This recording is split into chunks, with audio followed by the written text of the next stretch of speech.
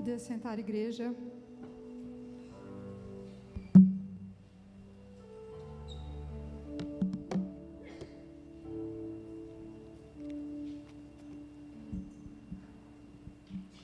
Bom dia, igreja, a graça e a paz.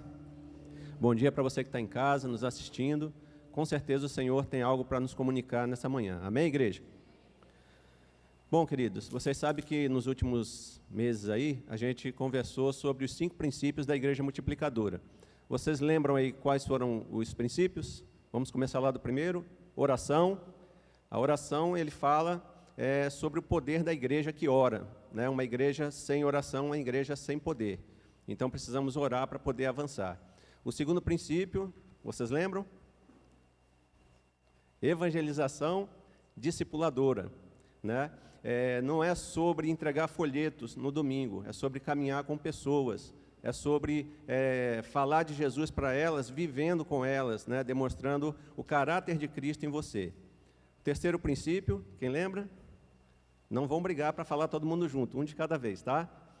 Seria plantação de igrejas. Então, uma igreja multiplicadora, ela planta a igreja, né? E a Memorial é uma igreja multiplicadora, né? Ela tem plantado igrejas, agora a igreja lá de Nova Lima, né? É a igreja Água Viva, né? Mais uma igreja plantada, daqui a pouco o Núcleo Sul, e assim por diante, né? Deus está fazendo a obra aqui. E o outro princípio, quem se lembra? Formação de líderes. Nós conversamos lá no início, né, sobre a Europa, que não passou o bastão para outra geração, e o Evangelho acabou ali morrendo, né, e a gente vê a frieza espiritual que a Europa enfrenta hoje, né, mas Deus está fazendo um renovo ali também, né. E, por fim, compaixão e graça. Pastor Richard já pregou a primeira mensagem, e hoje a gente vai estar concluindo falando sobre compaixão e graça. E compaixão e graça, irmãos, não é sobre assistência social. Nós vamos ver que é algo muito mais profundo. Compaixão e graça é sobre salvação. Então, queria que você abrisse a sua Bíblia aí no livro de Ruth, tá? Nós vamos hoje conversar sobre Ruth, capítulo 2. Vão ser poucos versículos.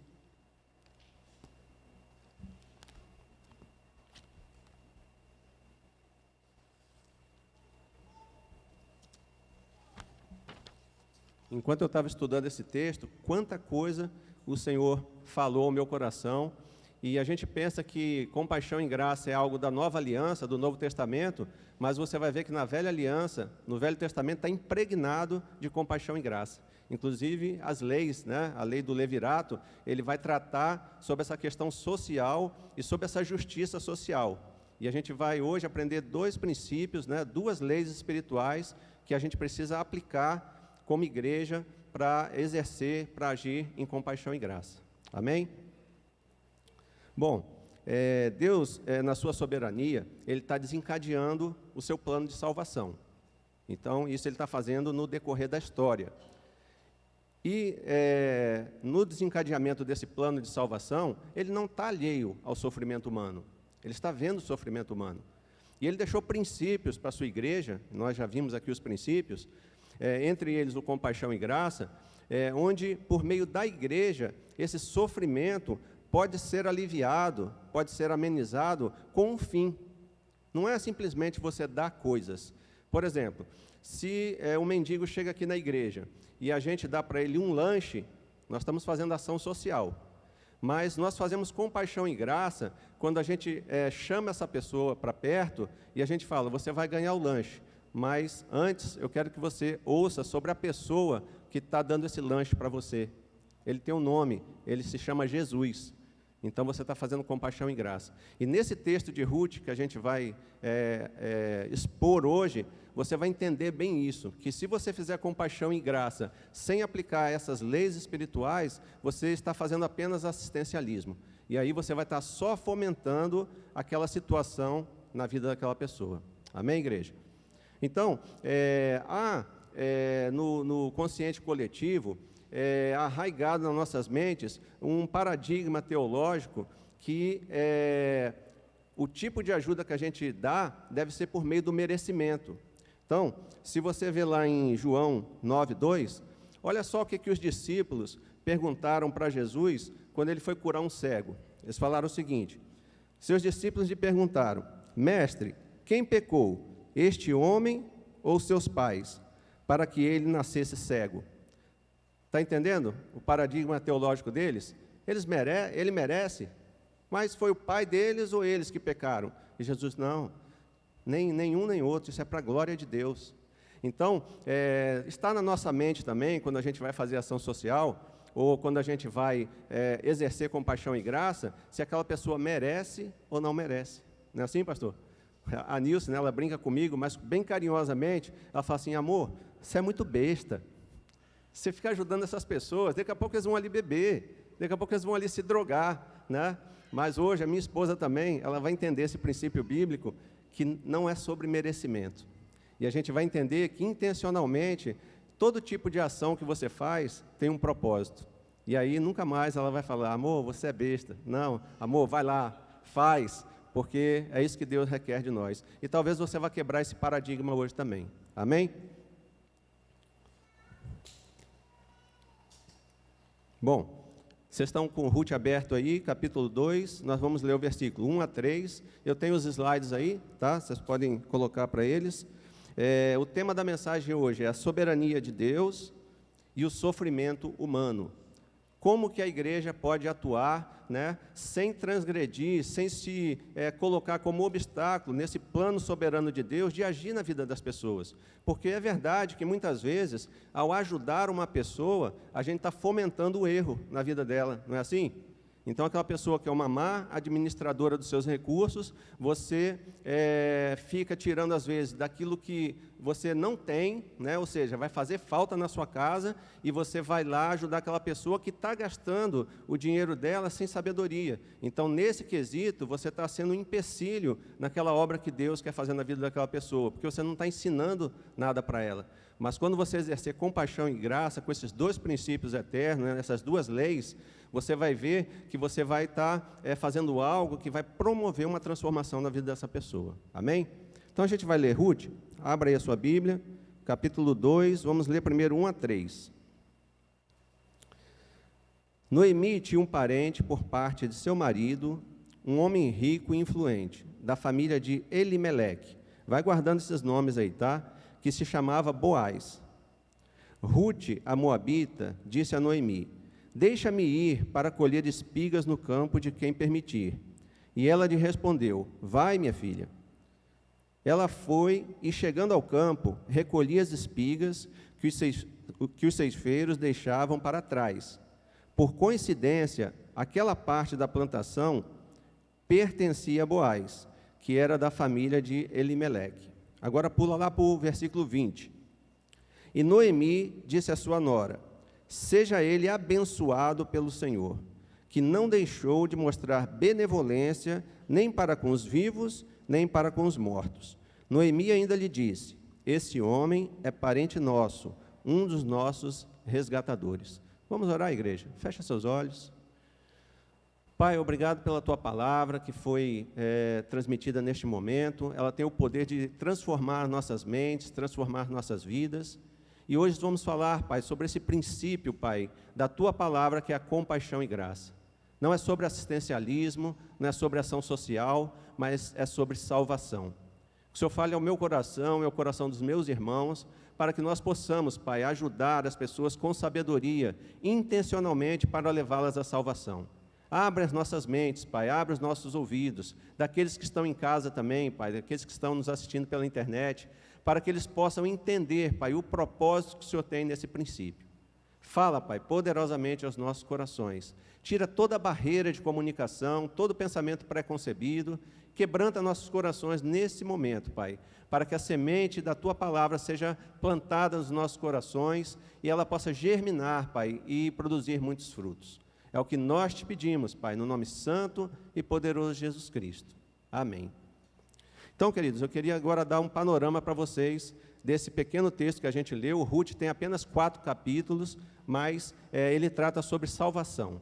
Então, era mais ou menos o ano de 1150 a.C., Israel estava vivendo o tempo dos juízes. Então, Josué foi um bom líder, mas falhou na formação de líderes. Ele não formou o seu sucessor.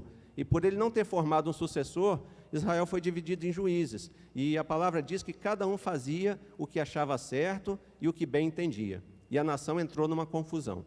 Então a gente vai ver que por causa da desobediência do povo, o que aconteceu? Deus deixou que viesse uma fome sobre Israel. E lá em Belém, na cidade que Elimeleque morava, né, Belém, vocês sabem que significa o quê? A casa do pão, né? Então, na casa do pão, faltou pão. Então, estava ali aquele momento de seca. E aí, Elimeleque, que era uma pessoa que tinha bens, casado com Noemi. Irmã Noemi está aí? Tá não, né? O nome Noemi significa graciosa, né? E Elimeleque, meu Deus é rei. Então, meu Deus é rei, com graciosa, decidem sair da casa do pão, e eles vão para onde? Para Moabe, que era uma cidade que ficava a 80 quilômetros de Belém. Moabe significa lugar incerto. Então, eles saem da casa do pão e vão para o lugar incerto, em desobediência à vontade de Deus, porque era uma disciplina de Deus sobre a vida deles, e eles precisavam passar por aquilo para retornarem, porque isso era cíclico. Eles desobedeciam, Deus mandava uma disciplina, eles retornavam, Deus abençoava, e esse ciclo estava acontecendo.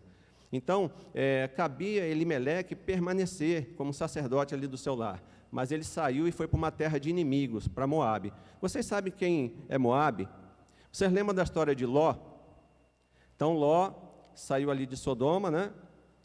E ele e suas filhas, a sua esposa virou uma estátua, né? E aí, as filhas dele arquitetam um plano, embebedam o pai, e para manter a descendência, as filhas se deitam com o pai. A mais velha gerou Moabe, que gerou os moabitas, esse povo que se tornou inimigo de Israel. A mais nova gerou Amon, que formou o povo amonita, também inimigo de Israel. E agora estamos aqui nessa situação onde eles saem da casa do pão de Belém e vão para Moabe, que são os descendentes desse povo, dos filhos de Ló, tá? E aí eles saem da casa do pão e vão para a casa do inimigo. E ali eles ficam durante 10 anos. E nesses 10 anos, Elimeleque perde tudo que tem, ele morre, os seus 2 genros morrem também, né? Amon e Manon e Quilion, era o marido de Ruth e o marido de Orfa, tá? Os 2 morrem.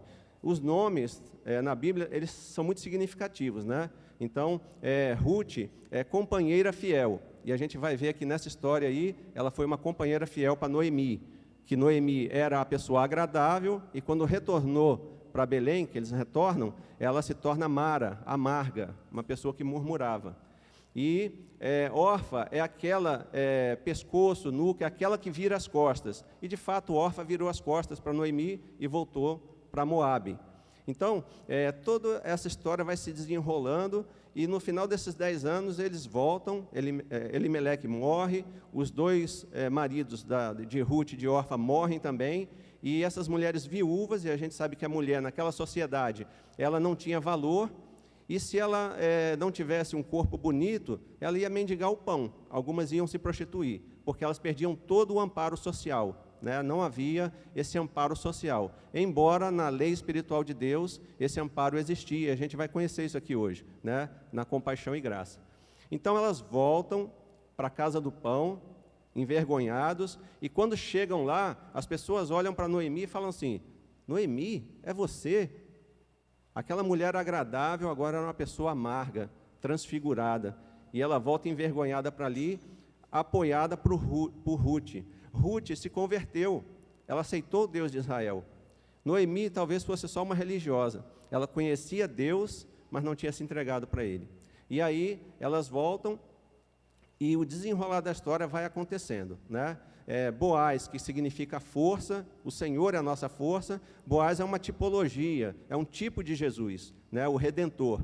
E Boaz era um homem rico, e a gente vai ver que ele vai, direcionado por Deus, agir nessa família. Então, voltando àquele pensamento que eu falei para vocês, né? Sobre a nossa teologia, vamos ajudar quem merece. Se essa pessoa está passando por isso e está em desobediência, isso é um resultado do pecado dela, então deixa ela para lá. Mas pelo texto, não foi isso que aconteceu. todos ali sabiam, todos em Belém sabiam que aquela família tinha desobedecido a Deus e tinha ido embora para a terra do inimigo. E agora voltaram humilhados. Então, Boaz poderia chegar e falar, olha, vocês estão colhendo o que vocês plantaram, nós não vamos ajudar vocês, vocês precisam passar por isso. Mas não foi isso que aconteceu. E a gente vai ver que Davi foi bisneto de Boaz, e da descendência de Davi veio quem? Jesus. Então, dessa descendência do casamento de Boaz com Ruth, veio o Salvador. Então, de uma família desobediente, Deus pega aquela desobediência e o que era maldição se torna em bênção, porque uma pessoa se posicionou, essa pessoa foi Ruth. Então, nesse contexto é que nós vamos trazer agora para a aplicação sobre compaixão e graça. Então, se você tem arrazoado aí no seu coração, com a sua teologia, né? Poxa, eu tenho que escolher quem que eu vou ajudar. Será que essa pessoa merece? Será que ela não merece? Aplique esses princípios que a gente vai aprender hoje da palavra de Deus e você vai fazer uma compaixão e graça, uma ajuda, debaixo da soberania de Deus, em concordância com a vontade de Deus. Amém, igreja? Até aí vocês estão entendendo? Então vamos continuar.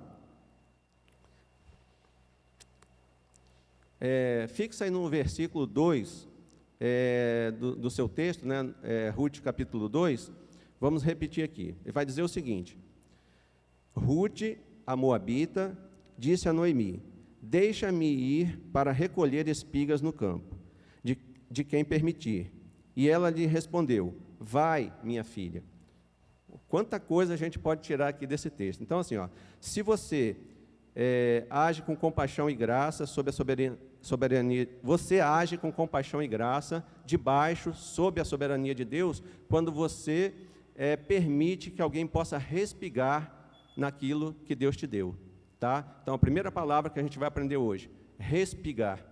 Faz tempo que a gente não faz isso, fala para a pessoa do seu lado aí, respigar. Talvez você nunca tenha ouvido essa palavra. Mas o que significa respigar? No texto que eu coloquei aí, eu não sei se o pessoal está com os slides aí, eu destaquei ali, recolher espigas no campo. Então, basicamente, respigar é isso. Havia uma colheita, e na lei de Deus, numa lei espiritual chamada respigar, está lá em Levítico, as pessoas que plantavam, aqueles frutos que caíam, aquelas sobras, as pessoas, os pobres poderiam vir e colher. Então, o dono da colheita não passava de novo colhendo aquilo já era destinado aos pobres. Isso aí para garantir a igualdade social, para que aqueles que tinham pouco pudessem pelo menos sustentar. Então, essa primeira lei a gente aprende aí. Olha que interessante, Ruth era uma estrangeira, uma mulher. Ela entra naquela colheita, né? Ela pede permissão para sua sogra, e a sua sogra diz para ela, vai, minha filha. Então, Noemi, que era agradável, se tornou uma pessoa desagradável por não obedecer ao Senhor. Ela poderia ir com Ruth pegar as espigas, ela simplesmente vai, minha filha. Né? Ela não foi, ela ficou em casa. Normalmente, as pessoas que murmuram, elas não estão dispostas a fazer nada, elas só querem receber. E a gente, muitas vezes, como igreja, está fazendo assistencialismo, está fomentando a irresponsabilidade de algumas pessoas. E isso, como minha esposa sempre fala, isso é errado. E a gente precisa perceber isso aí. Mas, nesse caso aqui, o respigar, ele é um ensinar a pessoa a pescar. O dia que vocês forem lá no projeto, lá na Casa do Recomeço, vocês vão ver que tem uma frase lá, uma visão. Alcançar pessoas com o Evangelho de Jesus, a fim de que sejam e façam discípulos. E no finzinho, ensinando-as a pescar e não dando peixe. Então, respigar seria isso aí. Deus garantiu o alimento para essas pessoas, para os pobres, mas eles precisavam sair, eles precisavam colher e aprender a garantir o seu sustento. Eles não tiveram oportunidade de estudar, eles não tiveram uma família rica, eles não puderam ter fazendas, mas eles tiveram a oportunidade de garantir, de ter dignidade. Porque uma coisa é você ficar ganhando as coisas, a outra você vê que existe um esforço para que você tenha aquele alimento. Isso te dá dignidade. Então, Deus queria ensinar algo para aquelas pessoas, um valor. Né? A gente vai ver na palavra que ele diz assim, Paulo, né, fala, quem não trabalha, não come. né? Então a gente precisa fazer algo, se mover para que as coisas aconteçam. Amém? Estão entendendo até aí? Levítico 19:10 diz o seguinte, é a lei do levirato, tá? Essa lei é a lei do respigar. Quando fizerem a colheita do trigo, não colham as espigas dos pés que ficam na beira do campo, nem voltem atrás para pegar as espigas que não tiverem sido colhidas, e não façam uma segunda colheita nas plantações de uvas, para colher os cachos que ficaram, nem voltem atrás para catar os cachos que tiverem caído no chão. Deixem isso para os pobres e para os estrangeiros. Eu sou o Senhor, o Deus de vocês. Olha só, queridos, lá no Velho Testamento, uma lei que garantia justiça social, compaixão e graça sendo manifesta na palavra de Deus. Então, isso não é uma coisa nova, é uma coisa antiga, mas nós, muitas vezes, como igreja, nós temos feito apenas assistencialismo, apenas ação social, e isso não muda a vida das pessoas. Então, se você quer exercer compaixão e graça, deixe que as pessoas possam respigar naquilo que te sobra. Como seria isso hoje? Não é você tirar o pão da boca dos seus filhos, né? Aquele dinheiro do seu orçamento que vai fazer você entrar no vermelho para dar para uma pessoa que muitas vezes não sabe administrar. Isso não. Aí você estaria fomentando o erro, a irresponsabilidade. Mas é você pegar daquilo que sobra para você, que não te faz falta, e colocar isso para uma pessoa mediante um trabalho dela. Que tipo de trabalho seria esse? Vou citar um exemplo aqui. Você tem uma sobrinha, ela está lá em casa desempregada, e ela fala, tio, tia, me dá aí um dinheirinho, estou precisando. Beleza. Você vem aqui em casa, né, você dá uma limpada na área aqui, e depois eu te dou o dinheiro. Você propõe atividades para essa pessoa, e depois remunera ela. Você vai estar ensinando ela um valor, antes de você entregar aquilo para ela. Nós começamos a aplicar isso lá na Vila Margarida, e é um princípio espiritual que tem mudado o coração daquelas pessoas, de pedir, pedir, pedir, e simplesmente não querer se movimentar em direção ao Senhor. Qual é a nossa intencionalidade? Não é que eles trabalhem para ganhar nada, mas que eles ouçam a palavra. Então, a condição lá, ouçam a palavra, se comprometam com a palavra e, em seguida, vocês vão respigar aquilo que Deus tem colocado em nossas vidas. Porque cada um que trabalha lá tem feito uma colheita, e tem sido uma colheita abundante, graças a Deus. Deus tem suprido as nossas necessidades. E, semanalmente, a gente leva para lá parte do que nos sobra para respigar, para deixar que aquelas pessoas usufruam daquilo. Mas não antes delas sentarem e ouvirem a palavra. A única coisa que pode mudar a vida delas. Então, não é mais assistencialismo. Nós estamos dando uma vara de pescar para elas, e logo a gente vai ver que elas vão estar caminhando sozinhas. Vocês estão entendendo? Amém? Wisby, comentarista bíblico, ele diz o seguinte a respeito do respigar. Sempre que realizava a ceifa, o povo de Deus deveria pensar nos pobres e deixar respigas para eles. Afinal, era Deus quem dava as colheitas, e assim tinha todo o direito de lhes dizer como usá-la. Quem dá a colheita para você, meu irmão, minha irmã? Quem dá o seu salário? Quem dá os seus bens? Não é Deus? E você não pode simplesmente pegar tudo isso e achar que você não precisa abençoar a vida das pessoas. Não abençoar irresponsavelmente, mas respigando na vida delas, deixando que elas aprendam o valor e, a partir dali, elas tenham a base para recomeçar. Amém? Eu não sei se vocês estão mostrando aí os slides. Então, tem umas fotos aí do projeto, queria que vocês olhassem. Respigar hoje, o que seria? Mostrei umas fotos, sim, ali, na parte superior esquerda ali, é uma das nossas reuniões na quarta-feira. Então, essas crianças, elas vêm, né, e chegam cedo lá, e o pessoal até tirou a chave da minha mão, pastor, porque eu abro cedo e atrapalha lá a limpeza, tudo, né? Porque as crianças ficam no portão, deixa eu entrar, pastor, elas só chamam por mim, porque eu tenho o coração mole, né? Então, a Nilce já pegou a chave, não deixa mais na minha mão, porque elas chegam lá às 6h30, né, ou antes, e só começa às 7h, e a gente tem que limpar tudo, organizar tudo, e elas ficam lá, pastor, outro dia a Gabriele trouxe um desenho, né, lá no portão, me entregou um coração pastor, né? Aí me quebrou, né, pastor? Cadê a chave? Deixa eu abrir aqui, né? Mas não me deram a chave. Então, assim, elas ficam ali famintas, sedentas por entrar, porque muitas vezes elas estão com fome mesmo. E elas sabem que ali toda quarta-feira vai ter um lanche. Mas esse lanche, ele só é servido após elas ouvirem a palavra. Elas estão aprendendo um valor novo. Esse lanche só é servido após elas limparem a salinha delas, junto com os professores, organizarem as coisas. Então, a gente está mudando o jeito como elas viviam antes, de desorganização, de sujeira, né? Então, elas vêm hoje limpinhas, penteadas, elas estão mudando o comportamento. Então, o projeto não está só fazendo assistencialismo, ele está mudando algo no coração delas. E nesse dia aí, a Nilce falou, amor, eu vou fazer algo diferente, porque a gente leva sempre lanche, né? Cada facilitador leva um lanchinho e a gente junta lá. Ela falou, não, eu vou fazer uma macarronada. E a macarronada da Nilce é muito gostosa, né? É simples, né? Macarronada com salsicha, mas é muito gostosa. E aí, quando ela serviu, irmãos, vocês tinham que ver o brilho nos olhos dessas crianças. Parecia que elas estavam comendo um banquete, né? E foi assim algo tremendo ali. A gente viu como elas valorizaram aquilo ali, e isso assim tocou no nosso coração. Simplesmente respigar, coisa que para nós não tem significado nenhum. Macarrão a gente faz em casa com salsicha quando não dá tempo, né? Ah, hoje é domingo, está corrido, macarrão com salsicha, né? Para eles foi um banquete. E aquele dia foi um dia muito especial para eles. A outra foto ali, do lado direito, ele vai mostrar as roupas.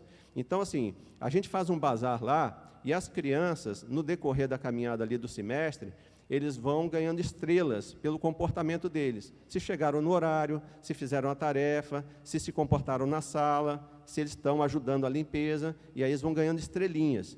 E essas estrelinhas viram um valor para eles comprarem roupa ou qualquer outra coisa no bazar. Então, lá no bazar, fica tudo lá à mostra, tem o valor em dinheiro e tem o valor em estrelinha também, e eles vão com aquele dinheirinho deles, que eles ganharam, e vocês precisam ver a alegria deles. Eu vou mostrar, embaixo aí tem a foto, ó, o Marquinho, esse moreninho aí. Ele está com um saco de coisas que ele comprou com a conquista dele. Ele ganhou as estrelinhas e ele foi, ó, eu tenho meu dinheirinho aqui e eu vou comprar. E ele comprou um monte de coisa, saiu de lá radiante, feliz, porque não foi algo dado, né? Ele valorizou aquilo ali, porque ele aprendeu o valor do respigar. Ele conquistou aquilo ali. Então, um valor foi plantado no coração dele. O Marco, gente, quando ele chegou lá, o semblante dele era transtornado, era um menino irado, dava até medo de olhar para ele ali, ele falava palavras feias, né? Uma criança, eu achei até que ele estava endemoniado quando ele chegou lá, porque ele não tinha um comportamento de criança, ele falava coisas esquisitas, sabe? E um dia eu peguei ele lá, levei para o canto, orei com ele, né? E toda vez que o Marco chegava lá, eu abraçava ele, beijava e comecei a respigar o amor na vida dele. E o Marco foi sendo transformado. E hoje a gente vê esse sorriso nele, ele é um menino meigo, né? Limpinho, está bem cuidado agora, é uma outra criança. Então, o poder do Evangelho está transformando a vida dele. Isso é respigar. Então, a gente faz com paixão e graça, visando a salvação dessas pessoas, não é o simplesmente dar. Então, novos valores estão sendo colocados na vida deles. No meio ali, tem o complemento das cestas básicas, né? A igreja fornece cestas básicas para a gente entregar lá, e quando falta a gente complementa, e a gente entrega mediante a frequência no projeto. Porque os adultos têm que, pelo menos, sentar lá e ouvir a palavra antes de receber alguma coisa, porque é a palavra que pode mudar a vida deles. Então, a gente faz isso toda quarta-feira. Então, algumas cestas, a Margarete não sabe disso, se ela souber, talvez ela nem me dê mais as cestas. Mas é assim, Margarete, as cestas que você me passa para pessoas determinadas, se essas pessoas estiverem indo no projeto, eu repasso para elas. Se elas não estiverem indo, eu repasso para quem está indo. Você entendeu? Então, eu vinculei a entrega das cestas à obrigação deles ouvirem a palavra. Parece ruim isso, né? Poxa, mas é intencional, queridos, porque eu preciso fazer com que eles ouçam a única coisa que pode transformar a vida deles. Amém? Então, querendo ou não, estão lá toda quarta-feira, no pequeno grupo dos adultos, ouvindo a palavra. E isso tem transformado a vida deles também. Alguns que viviam para pedir, hoje já estão falando, pastor, tem alguma coisa para eu fazer aí, para eu ganhar um dinheirinho? Né? Eu posso capinar aqui? Está mudando a mentalidade deles. Esse é o papel da igreja, né? Dar vara de pescar, para que essa pessoa não fique dependente a vida toda. Isso o governo já faz.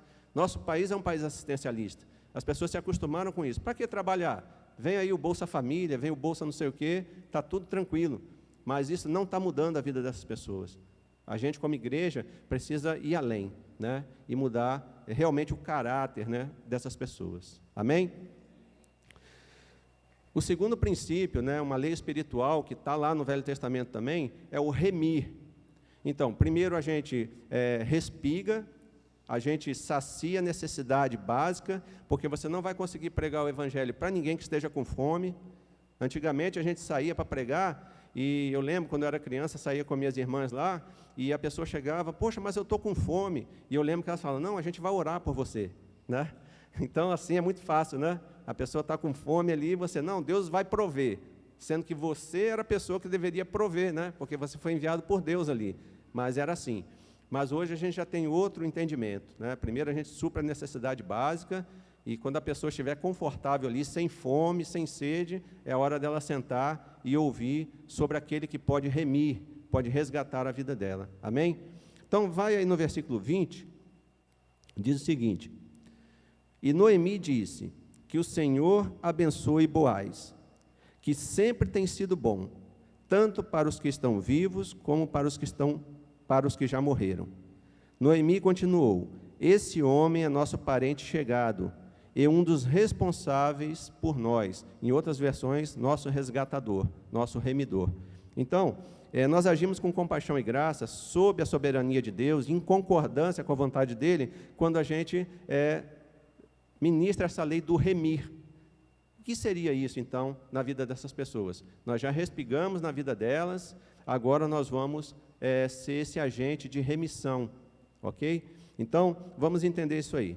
Bom, Boaz eu já disse para vocês que significa o quê? Força. Quem é a nossa força? O Senhor. O Senhor é a nossa força. Boaz é um tipo de Jesus. Então, assim, é uma tipologia, né? Ele representa Jesus. Assim como eu e você, na comunidade, onde que a gente está, a gente é um representante de Jesus. As pessoas precisam ver Jesus na nossa vida. Então, de certa forma, nós somos Boaz também na vida dessas pessoas. Um resgatador. Resgatar de quê? Da pobreza, da miséria, da drogadição, do alcoolismo, da prostituição, do abuso. Tem muita coisa para resgatar. De uma mente pervertida, por meio do Evangelho, isso é possível. Então, nós somos esse Boaz, esse resgatador. E o interessante, né, que ele cuidou dos que estavam vivos, Noemi e Ruth, e dos que já morreram, porque Elimeleque, né, Malom e Quilion já tinham morrido, mas Boaz foi bondoso. Lembrando aqui que Boaz não era o primeiro para ser resgatador. Se você ler o texto, tinha um antes dele. Só que esse que estava antes falou, não, para casar com Ruth não dá, eu queria só as terras, porque a lei espiritual dizia que você resgatava as terras e também levava a família junto. Mas esse primeiro ele só queria pegar as propriedades, ele não queria levar a família junto. E Boaz, a intenção dele era essa mesmo, porque ele queria casar com Ruth, né? Ele se apaixonou por Ruth, quando ele viu ela lá no campo. E aí, quando aquela pessoa rejeitou, Boaz veio e resgatou aquela família. E o que aconteceu? O nome do Senhor, que no caso aqui era Boaz, foi glorificado por Noemi. A gente vai ver ali mais na frente. Quando a gente leva o resgate a essas pessoas, o nome de quem que é glorificado? Do Senhor. O Senhor da Seara. É o nome dele que é glorificado. Quando você faz assistência social, e você passa aqui na rua e vê um mendigo ali na frente do Comper, e você compra um lanche, põe do lado dele e vai embora, o máximo que pode acontecer é você suprir a necessidade dele momentânea e talvez você ficar bem visto pela sociedade. A pessoa, nossa, que pessoa legal, pô, Douglas, ó, que coração bom. O Senhor está fora disso. Mas quando você faz compaixão e graça, você senta ali do lado do mendigo e fala, cara, eu trouxe um lanche para você, mas antes você vai ouvir sobre quem deu esse lanche. O nome dele é Jesus. E aí você apresenta o plano de salvação para aquela pessoa. Você aponta um caminho de resgate para ele. Você pode mudar a sua vida. Agora sim, o nome de Deus foi glorificado. Não fui eu, não foi o Rodrigão, foi o Senhor que providenciou esse lanche. Porque eu, como um ser humano natural, jamais ia perder meu tempo para parar aqui para te dar um lanche. A não ser que a doutrina da minha religião fosse que eu ia ser salvo se eu fizesse caridade. Aí eu teria uma outra intenção, né? Eu estava comprando a minha salvação. Mas, naturalmente, ninguém faz isso. Pelo contrário, cara, pessoa suja, fedorenta, estou fora, né? Mas é o Senhor que habita em mim, em você, o Espírito Santo de Deus, que nos move para sentir a simpatia por aquela pessoa que está ali, né? Eu vejo o pastor aí direto, a Margarete atendendo, quando a gente vem aqui, eu venho aqui de vez em quando, né, durante a semana, e eu vejo eles atendendo os mendigos ali, né? Com certeza eles estão exercendo compaixão e graça sobre a vida dessas pessoas, né? Já vi eles orando por elas, ministrando a palavra. Então, o resgate está acontecendo. Você é um resgatador. Deus está chamando você para ser um Boaz também. Mas para quê? Para que o nome dele seja glorificado. Então, o que você tem feito a respeito de compaixão e graça? Compaixão e graça é salvação. Se você respigar na vida de alguém, seja na família, seja pessoas carentes, seja na sua comunidade, você vai estar abrindo a porta para que elas ouçam o Evangelho, para que elas possam ser resgatadas. Porque só quem pode resgatar a vida delas é Jesus. Só Ele tem o poder de mudar o coração de uma pessoa. Então, queridos, compaixão e graça é sobre salvação e não sobre assistencialismo. E o Senhor tem chamado cada um de nós aqui para esse papel. Então, dos princípios da Igreja Multiplicadora, nós já praticamos quase todos eles. Nós já oramos, né? Nós já formamos líderes, plantamos igreja, fazemos evangelização, mas às vezes falta compaixão e graça. E a igreja evangélica se afastou muito disso, sabe por quê? Porque houve um tempo que tinha uma determinada doutrina que fazia muito isso, muita caridade. E nós não somos salvos pelas obras, então nos afastamos disso. Mas hoje nós entendemos que o Evangelho precisa ser integral, ele precisa abraçar o homem na sua totalidade, nas suas necessidades e principalmente na sua necessidade espiritual. Então, essa obra precisa ser completa. E cada um de nós aqui é um Boaz, é um agente, é alguém que pode abrir a sua seara para receber essa pessoa, para iniciar respigando na vida dela, ensinando ela, dando uma vara de pescar para ela, para que depois ela possa receber o Evangelho da salvação. Amém? Vocês estão compreendendo? Então, assim, são leis espirituais. Se você não fizer compaixão e graça desse jeito, você vai ser mais alguém assistencialista, mais alguém que está fomentando o erro e a irresponsabilidade de algumas pessoas. Vamos seguir. Olha o que Levítico fala sobre essa lei do remir. Não se venderão terras em definitivo, porque a terra é minha. Estás comigo como estrangeiros e peregrinos. Portanto, em toda a terra de vossa propriedade, concedereis que a terra seja resgatada. Se teu irmão empobrecer e vender uma parte de sua propriedade, o seu parente mais chegado deverá vir e resgatar o que o teu irmão vendeu. Aí entra o ano do jubileu. Depois de 50 anos, a terra era devolvida para o primeiro dono. Então, em Deuteronômio 25, ele vai falar também sobre o resgate da família. Aqui fala do resgate das propriedades, mas tem o resgate da família também. Então, essa lei espiritual de remir é o que aconteceu com Elimeleque. Elimeleque vendeu a sua propriedade e foi para Moabe. Mas agora o resgatador poderia readquirir a propriedade dele. Foi o que ele fez. Boaz fez isso para Ruth. Ele readquiriu a terra, mas ele também resgatou Ruth e Noemi. E a gente vai ver que Noemi faz uma declaração muito legal. Deixa eu ver se eu acho no texto aqui. Sim, aí no versículo 20. Noemi, que era agradável, se tornou uma pessoa desagradável, se afastou de Deus, e agora com esse resgate que Boaz fez por meio de Noemi, ou por meio de Ruth, ela faz essa declaração. E Noemi disse: que o Senhor abençoe Boaz, que sempre tem sido bom, tanto para os que estão vivos, como para os que já morreram. E Noemi continuou: esse homem é nosso parente chegado e um dos responsáveis por nós. O coração de Noemi agora foi transformado. Agora ela estava glorificando a Deus. Então, por meio do resgate, da remissão que Boaz fez na vida dela, ela agora reconheceu o que o Senhor estava fazendo. E ela começou a glorificar a Deus. Então, quando você se coloca na posição de Boaz e você começa a resgatar pessoas e dedicar um tempo da sua vida né, e dos seus recursos para resgatar pessoas desse mundo de pecado, né, de afastamento de Deus, o nome de Deus vai ser glorificado por essas pessoas. Não é você que aparece, pelo contrário, você diminui. Por quê? Você aponta quem fez isso na vida dela, porque só o Senhor tem o poder de transformar um coração, não é assim? Então, no final de tudo, o Senhor é conhecido. Boaz era o Senhor da seara, Jesus é o Senhor das nossas vidas, e nós precisamos apresentar esse remidor para as pessoas. Será que você tem feito isso? O desafio dessa manhã é nos voltarmos para esse princípio da igreja multiplicadora, que é a compaixão e graça, mas não um assistencialismo, não uma assistência social que não vai redundar em nada, a não ser matar a fome ou uma necessidade imediata, mas algo que vai mudar a eternidade dessas pessoas. Amém, igreja? Porque naquele dia, quando nos apresentarmos diante do Senhor, Ele vai perguntar a Douglas, o que você fez com seus dons e talentos? Onde estão as pessoas que você me apresentou para elas? E às vezes a gente fala, poxa, Senhor, mas eu estava tão ocupado fazendo aquele ministério lá que o Senhor deu, e a gente começa a dar desculpas. Onde estão as pessoas que a gente tem levado até Jesus? Quantos você pode dizer, já estamos no meio do ano, esse ano eu já levei 5 pessoas ao conhecimento de Cristo, e eles já entregaram suas vidas para Jesus.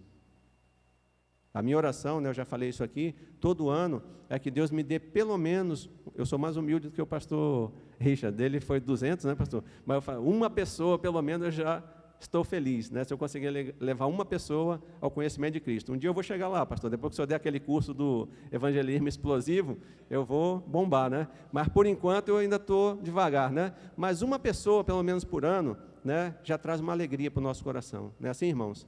Mas quando a gente não leva ninguém, poxa, eu estou 30 anos na igreja, nunca ninguém se entregou a Cristo por meio da minha vida. Eu não fui Boaz na vida de ninguém, mas hoje é o dia de você se posicionar e você falar, eu posso ser usado, eu posso fazer alguma coisa. Gente, nós que estamos aqui, eu falo isso para Nilson, a gente tem tanta coisa em casa, né? Muito mais do que a gente precisa. O Senhor tem nos abençoado tanto, e eu não sou rico não, mas sobra coisa lá. Quando eu era pequeno, eu não sei nem por que a gente tinha geladeira, mas a gente tinha.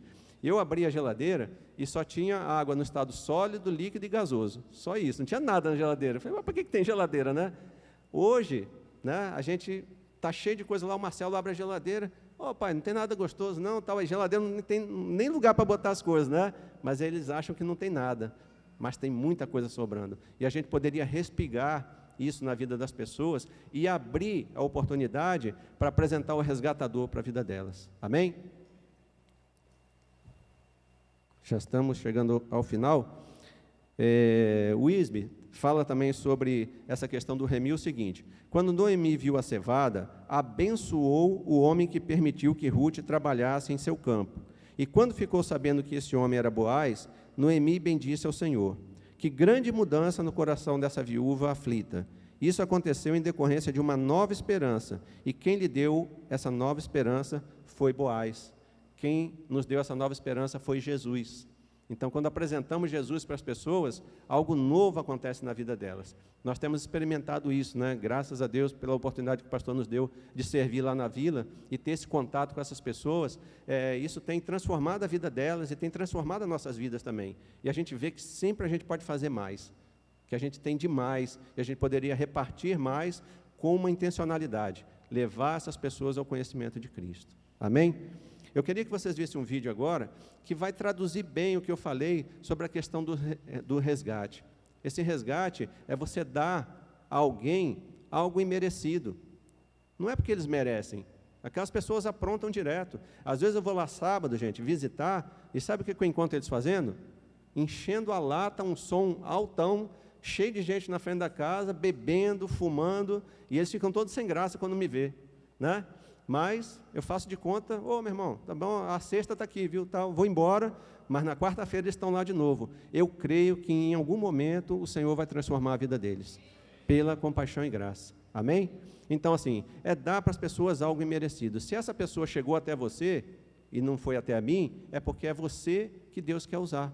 Então, ajude, né, sem fomentar o erro, né, respigue na vida dele, ensine ele, dê uma vara para ele pescar, né? O Senhor quer nos ensinar a fazer isso. Então, vamos ver esse vídeo?